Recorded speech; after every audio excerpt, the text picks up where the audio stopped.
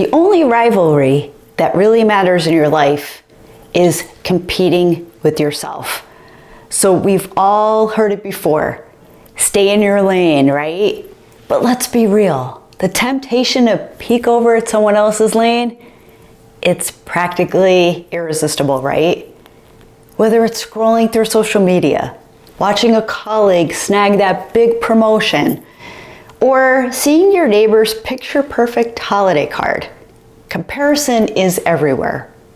So the secret to real growth isn't trying to outshine everyone else. It's about learning to outshine yourself. So here's the hard truth. External rivalries are overrated. Whether you believe it or not, they are. Chasing someone else's success might motivate you momentarily, but research shows that it's a sustainable path to long-term growth and happiness. A study published from Personality and Social Psychology Bulletin, they found that comparing yourself to others is strongly linked to feelings of envy and lower self-esteem. Yikes, right? On the flip side, people who focus on self-improvement, they tend to report higher levels of satisfaction and motivation. So I think that I could definitely believe that. I think that the more that I focus on myself, the things that I want to achieve, whether it's reading, studying a certain topic, or focusing on something that's really interesting to me, I feel less stressed and strained, and I kind of step away from that hamster wheel of really keeping up with the Joneses and figuring out what everyone else is doing. I start to lose interest in that. So you're going to want to really focus on yourself. It really helps quite a bit to get rid of a lot of depression, anxiety, that jealous feeling, which nobody wants to feel. Nobody wants to be in that mindset. And if you're jealous of someone or a certain situation, why are you jealous? Maybe it's something that you could work on for yourself, whether it's maybe financial gains or the way that they look, you can get healthier. So there's always something that you could do to achieve those goals if it's something that, is kind of hitting you that way. So why is competing with yourself a game changer?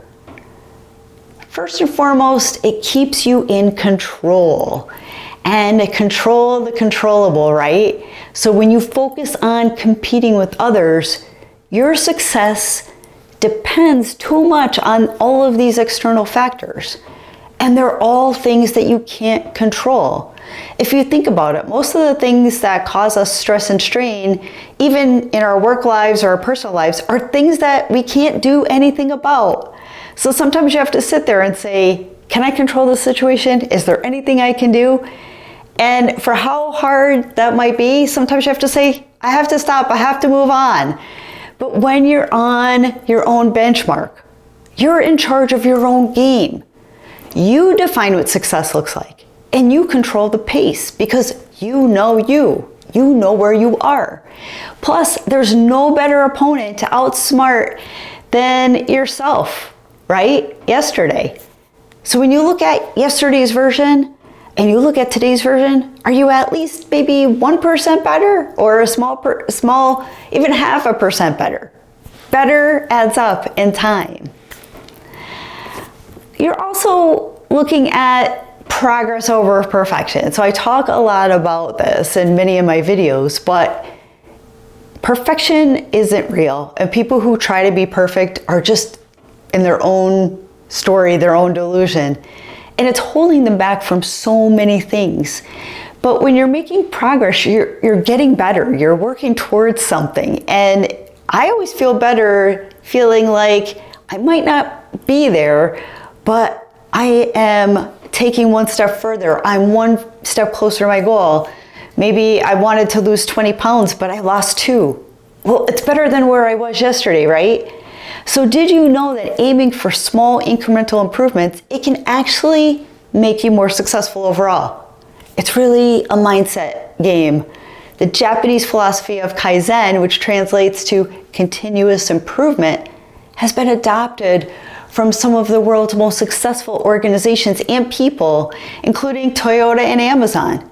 So according to a Harvard Business Review article, focusing on just a 1% improvement each and every day, it can compound into massive growth over time.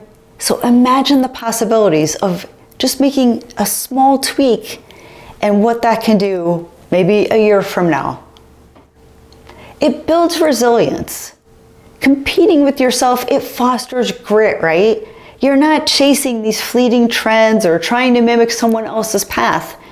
Instead, you're learning from your own setbacks. You're creating a playbook that's uniquely yours. Angela Duckworth, in her book Grit, she talked about the power of passion and perseverance. She highlights that resilience often stems from setting personal goals and working tirelessly to achieve them, even when the going gets tough. So there's no excuse because you know your situation. When you look at others and you compete or compare yourself against others, you come up with excuses like, oh, they have more money than me, or they're younger than me, or whatever. But when you're only focusing and competing against you, you're all you got. So go for it. So how can I start competing with ourselves? Ready to embrace the ultimate rivalry?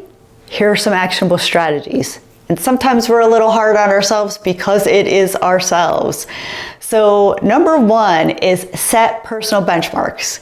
So forget about what others are doing. Create clear, measurable goals based on your own priorities. Whether it's running a faster mile, getting more steps in your walk, increasing your rate of savings, improving your public speaking skills. The key is to define success in a way that's meaningful to you. So I know myself, every day I try to compete against myself from the day before of whether I'm lifting weights or doing my walk. Did my time improve? Did my steps improve? I'm always like competing against myself and keeping a tracker and figuring out where I'm at. You're going to want to track your progress. I think that this helps a ton. You may disagree with me, but seeing it on paper, it just brings so much life to what you're doing. So whether it's a journal or habit tracking app on your phone, document your growth. Celebrate even the smallest wins, and they all add up. They really do. I know many times I've been tracking just eliminating some things like getting alcohol out of my life or getting caffeine out of my life. And I basically had a piece of paper with the dates, and I would just check the box when I made it through the day without doing that thing that I was trying to avoid. So it's a lot to celebrate. And when you look at the studies, they show that tracking progress, it can boost motivation and reinforce positive behaviors. And I can attest to that. To me, looking at my progress, sometimes, and when you're competitive with yourself, you're like, I didn't drink coffee for a week. I can't break my streak, right? So I'm kind of one of those like quirky, crazy people that think like that, but I feel like it helps. So let me know in the comments. Let me know if it's something that helps you as well. And a third area is you want to reflect and adjust. So take time to regularly evaluate what's working, what's not. Even if it's on a daily basis. When you're doing your tracker, what worked today? What didn't work today? And use the things that are working. Stick with the things that you are successful with. Don't reinvent the wheel. Self-reflection helps you to stay aligned with your goals, and it ensures that you're growing in the right direction. So if you're doing things and you don't feel like you're even getting that even 0.25%, then reflect, figure out what types of things can help you move the needle. And be kind to yourself. Growth isn't linear, and setbacks are inevitable. They happen. Life happens. Instead of beating yourself up, practice self-compassion. Research from the University of Texas suggests that self-compassion can enhance motivation, and it can reduce that bugger of a procrastination. So think of it this way. You wouldn't yell at a friend for stumbling, right? So why do you yell at yourself? I'm guilty of it. I'm my worst critic. I have to admit, I'm so hard on myself, and this is something that I need to do a better job at personally. So life isn't a zero-sum game here. We're not someone else's success. And someone else's success, not achieving their success, doesn't mean failure because it wasn't ours in the first place. The only rivalry that truly matters is the one with the person that you look in the mirror at every single day. So challenge yourself, cheer for yourself, and celebrate yourself, because when you make it about becoming a better you, better than what you were yesterday, you are guaranteed to win every time. And I love winning. So let's take what we did yesterday. Let's look at what worked. Let's look at what didn't work. And let's make today a better version of yesterday. So if you found this content valuable, please consider subscribing and share it with someone that might need a little kick in the pants to stop comparing themselves against people on social, maybe their neighbors, their friends, and start focusing on themselves. And I'll see you on the next video.